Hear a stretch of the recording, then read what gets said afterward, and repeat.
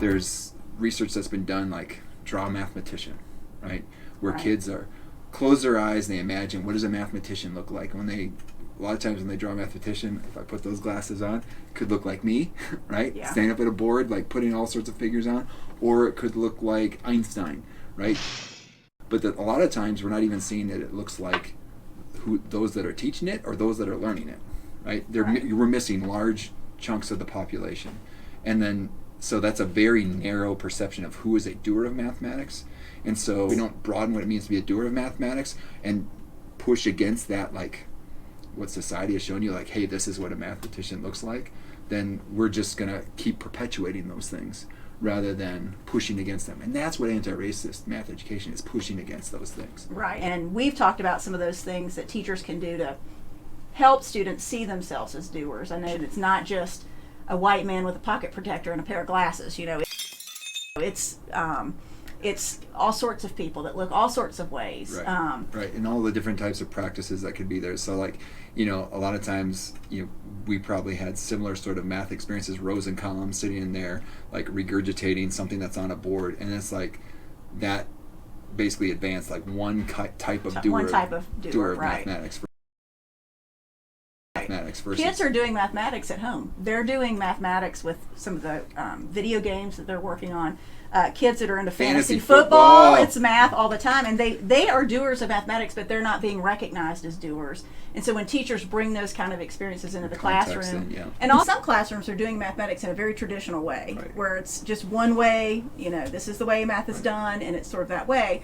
But if you're in a classroom and you're teaching in a way that sees the math that kids are doing outside of the classroom, bringing those experiences in, like you've got kids who are, they work with fantasy football, they're looking at baseball statistics, they're reading the baseball cards. I remember when I taught third grade, I had a group of kids that were really into baseball card trading, and they were doing all sorts of mathematics in that type of situation. But some of them did not see themselves as a mathematician. Right. They were not really involved in the math classroom. They didn't want to talk in the math classroom. No. And so bringing those types of experiences in, some students love to bake.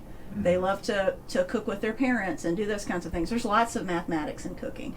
And so bringing those experiences into the classroom, letting kids see that the things that they're doing and that they're interested in life, are things that involve real mathematics, that's real things that are important. Yeah, even one experience I had was with a card game. I think it was called Magic the Gathering, and this kid who in a previous experience didn't identify himself as a doer of mathematics, just saw math as something like real estate agents did. That was this very specific example.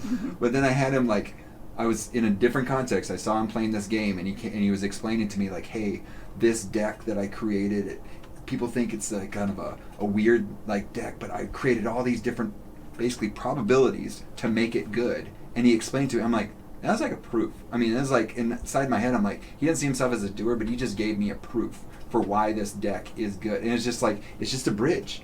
It's a bridge between those two, and to say this, you are doing math when you're doing that. And having a teacher open up to, it's about the process and about the questions you're asking. If you're asking a really good question, you're a mathematician. Yeah. If you're adding to the conversation or sharing how you're trying to do something, you're a mathematician. So sort of celebrating all of the ways in which students interact in a math classroom and acknowledging that that's part of being a mathematician. Why is that so important for a teacher to understand? Well, one, just as a teacher, it just provides you more opportunity. Anyone can get a flashcard app on a phone and just go through, just answering those arithmetic type questions, versus when we say something like, what's 26 plus 15? And we say, okay, the answer is 41, we could just be done.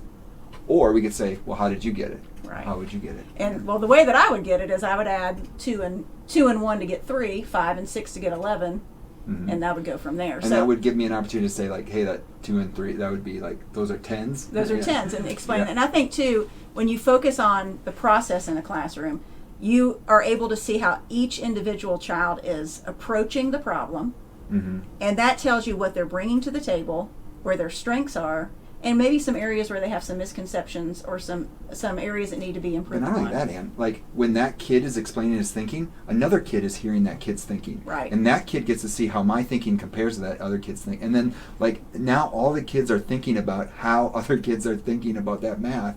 And I mean, think about how much math is going versus we could have just been like, here's one flashcard. Right. Everybody yells out an answer some kid doesn't know and like doesn't even know how to go about it versus now he's heard 10, 12 different ways on how to do it.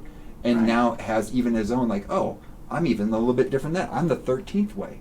And so that's where with like that process focused, yes, the answer is important, but getting kids to think about their thinking, then we'll get, like, well, that's really inefficient. That's going to take a long time to do a problem. Well, it's not about efficiency.